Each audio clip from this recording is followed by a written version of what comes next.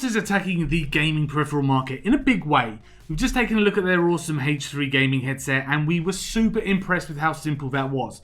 Now it's time for the EPOS B20, which is their microphone offering aimed at streamers. It's a small form factor USB condenser microphone that's rich with features and it just looks absolutely stunning. With this price tag coming in at £179 here in the UK, it's easy to see that EPOS is chasing after the current top dogs Blue with their Blue Yeti X. Though a little cheaper than the EPOS B20, it's nowhere near as sleek looking. EPOS has really got that edge above the USB condenser mic competition. Before I get into the microphone itself, I just wanted to quickly say that the unboxing experience of the EPOS B20 is absolutely fantastic, and EPOS really feel like they've thought about the overall experience of their products. Inside is the microphone itself, and it's really protected with lots of foam padding, and the packaging inside is kept to an absolute minimum with one small box for the cable and instruction manual. And you pull the microphone out and you'll see the base plate, so you can use this microphone on a desktop like we're using it here. So let's talk about the design. The EPOS B20 is cylindrical in shape with a flat top and bottom. It's a gunmetal grey in colour and made from plastic, which keeps the weight down if you're using it on a boom arm, though I would have liked to have seen this made from a more substantial material like aluminium, for example. The arm that's hard connected to the microphone itself is articulating, and on the bottom is a screw hole for the base plate or boom arm. Now I had mine connected to both the base and my Rode PSA-1 on my machine over there, and it worked really well. Now you get a pretty chunky screw in the box if you wanted to connect it to the stand, and you can tighten it with your fingers, so there's no need for a screwdriver. The microphone is branded with a nice big EPOS logo down the side, and it has a small E logo on top. Down the front is a mute button, which feels very nice when clicked, and there's an LED light that is quite dim but readable, which shows red when the microphone is muted. You've also got the volume knob underneath, which can constantly spin in its socket. Around the back you've got a knob for the microphone gain and another knob for microphone pattern, of which there are 4 different pickup types. From left to right you've got the stereo pickup, omnidirectional, which is a full 360-degree sound, cardioid, which is front pickup only, and bidirectional, which is a mixture of front and back pickup, perfect for interview situations.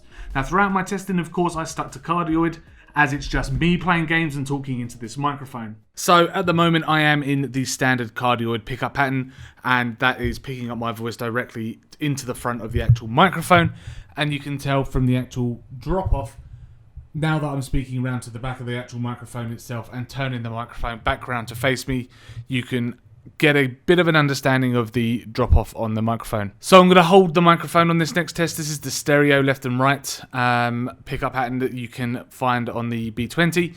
And as you can see, as I'm turning the microphone itself, you should, if you're wearing headphones, be able to hear my voice go between your left and your right ear. And there's a bit of an equal sound between each direction, except the back. There's a bit of a drop off at the back, but certainly on the right, the center, and the left. So this pickup pattern is the omnidirectional pickup pattern, and as you can tell, I'm just going to spin the microphone. Sorry if there's a bit of feedback. My boom arm isn't unfortunately set up at the moment, but you can get an understanding of the type of sound quality that you're going to be getting. And I've just rotated the microphone 360 degrees and back again, so the cables don't get all tangled up, but they are going to get a bit tangled up anyway. But that is the full 360 pickup pattern, or the omnidirectional pickup pattern. This is the pickup pattern that people usually use for things like interview situations or podcasts, where it picks up an equal amount of sound from the front and the rear. And just to give you a demonstration, I'm just going to pick up the microphone again and twist it around to the side just so you can hear the drop off.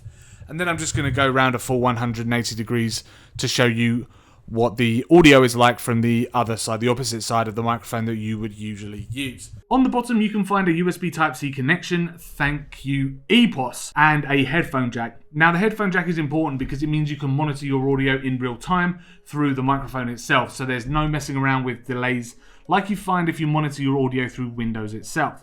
It's super off-putting, don't really try using that. Use the headphone connection instead. But EPOS offer a workaround here and it works great. I was easily able to monitor my voice and match it to game sounds to get a really decent mix of the two. So how does it all sound then? As I know you're probably all dying to know, and after all, this is a microphone review, And spoiler alert, it actually sounds pretty decent. The EPOS B20 can be partnered with their native software called the EPOS Gaming Suite, and this software allows you to finely tune your audio with an included equalizer. You can change the gain without touching the actual microphone itself, and it also offers a noise gate in case your microphone is anywhere near your computer. You know, fan noise, that kind of thing. Now, my machine, as you can see just in the corner there, sits on my desk, and I have 9 fans inside. And yes, maybe it's overkill, but it is an O11 Dynamic Mini, and what did you expect? But the noise gate worked well, and it kept that annoying hissy hum muted, until I started talking again, of course. But the B20 is extremely sensitive, so if you're rocking a fan in your room, aircon, or any kind of background noise, be prepared to be tinkering a bit to completely eliminate it. But once it's done and you're happy with your settings, everything is golden. Be prepared to sound at your best, let me tell you. So I've just jumped over to my gaming PC setup just to show you the type of software that the EPOS Gaming Center is, because I thought it'd be good to show off the types of features that you do get with this software. And let's start off. When you first open the software, you're going to be greeted with this screen here, which gives you the device and notifications, show on startup, that kind of thing. It's not very important.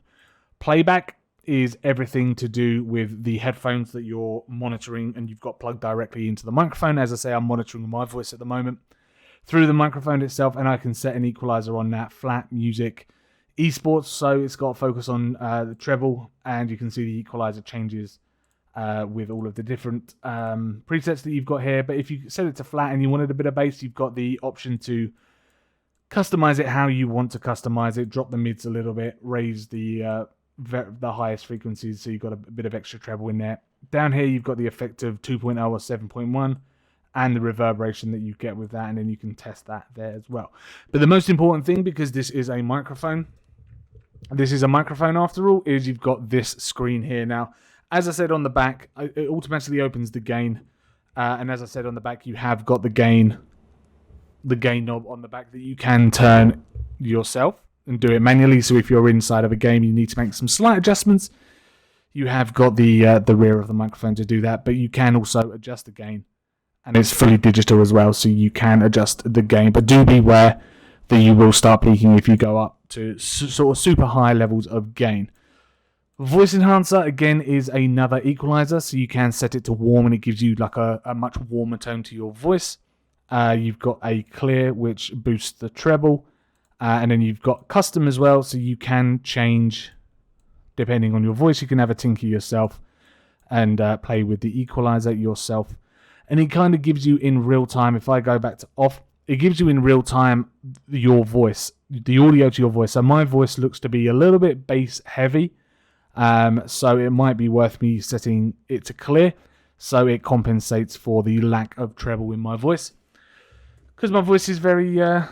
I suppose very, very bass and very flat down at the on the bass equalizer, and then you've also got some presets up here that you can choose again as well for that. Noise gate, all that does, you see this grey line moving up and down when you change the noise gate. Now what that does is that cuts noises if that equalizer doesn't reach above a certain point, then it will just cut out all of the noise.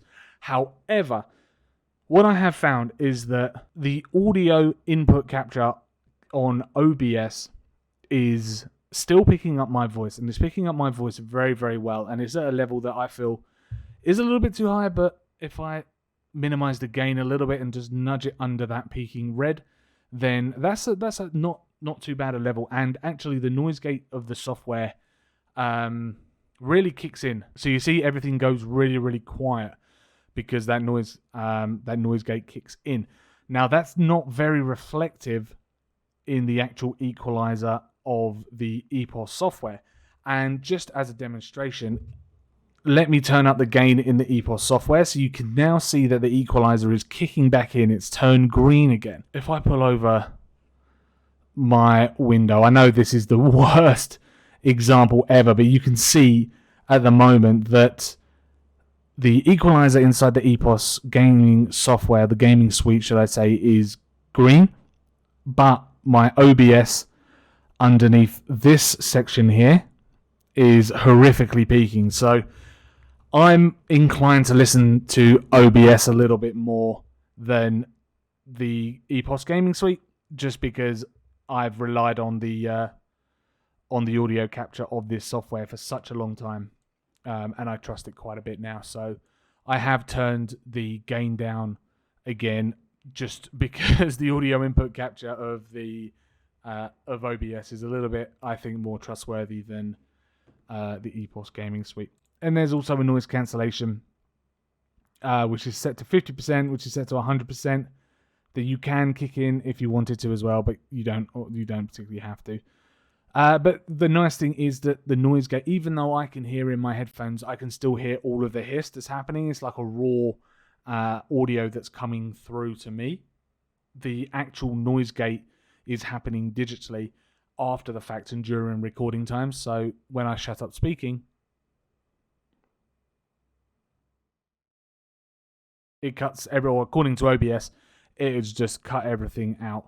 And then there's just no sound coming through whatsoever. So that is the EPOS gaming suite software for the B20 microphone in a pretty much nutshell. And just, well, I say a nutshell, it's just a big explanation. Things to look out for, though, being completely honest with you, is if you've got the microphone on your desk. If you're like me, rocking a mechanical keyboard, chances are that that sound is going to travel. It's minimal, but it's noticeable. You're going to want to use it in its cardioid mode, as its drop-off rate is absolutely wicked. So that's the sound coming in from the sides and the back. Now, once you've got explosions going off around you through the game, it can be drowned out. Now, in this scenario, I would always recommend some kind of boom arm. They're not expensive, but a basic one from eBay or Amazon will heighten your audio quality substantially. Secondly, plosives. While they're nowhere near as bad as some condenser microphones, they're still noticeable if you're speaking directly into the microphone. Now, this is where technology comes into play, or maybe some kind of pop filter. Again, they're nice and cheap online, so pick one up if you're heavy on your P's and your B's. And lastly, elbows on the table. The EPOS B20 does a pretty decent job of keeping that kind of thing to a minimum, so no real interruption there. The drop-off rate of the B20 in its cardioid pickup pattern is fantastic for such a small condenser microphone. Or even a good test for this actually is elbows on the desk. If people are having it on the stand, this is what elbows are going to sound like from the actual side. Now I can hear that pretty well in my headphones, but that's what an elbow sound is going to sound like. There is so much here to like about the EPOS B20, and EPOS do everything exceptionally well here. Sure, it is a little pricey, and Blue Yeti, as I said at the start, has just pipped them when it comes to price. But there's no denying that the B20 will make your setup look so much better. It's not quite there for professional recording, as there are much better dynamic microphones out there for this kind of price. But if you're going to be sticking to streaming, you'll be hard pressed to find something this good in tech and aesthetics. Now, there are no frills and there are no garish RGB gamery stuff. It's a good, solid, sleek and professional looking microphone. So thank you very much for checking out our video review of the EPOS B20 gaming microphone. If you enjoyed this video, hit that like button. Please subscribe to keep up with our latest tech and gaming videos. And also let us know in the comments down below what you think about the EPOS B20, whether you prefer the look of this over other condenser microphones, especially from Blue and the Blue Yeti X. Let us know in the comments below what you think of this microphone and what you think of the sound. As I said, thanks very much for watching, and we'll see you in the next video.